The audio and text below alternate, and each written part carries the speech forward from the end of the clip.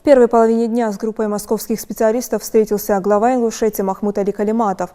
В ходе совещания стороны рассмотрели актуальную ситуацию по заболеваемости в регионе, а также планы работы бригады во время пребывания в республике. На данный момент в 6 больницах региона находится 552 больных, 42 из них в тяжелом состоянии и на ИВЛ 6. По словам руководителя группы врача-хирурга Арнольда Маркарова, специалисты уже успели частично обсудить детали работы с коллегами.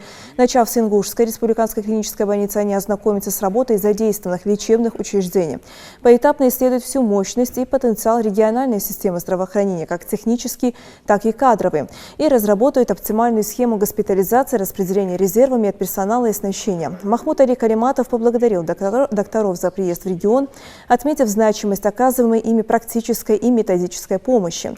Мы ценим ваше участие в лечении больных и поддержку нашего персонала. Уверен, ваш опыт лечения от коронавирусной инфекции и готовность им делиться окажет серьезную профессиональную и моральную помощь медработникам республики, находящимся на передовой, добавил он.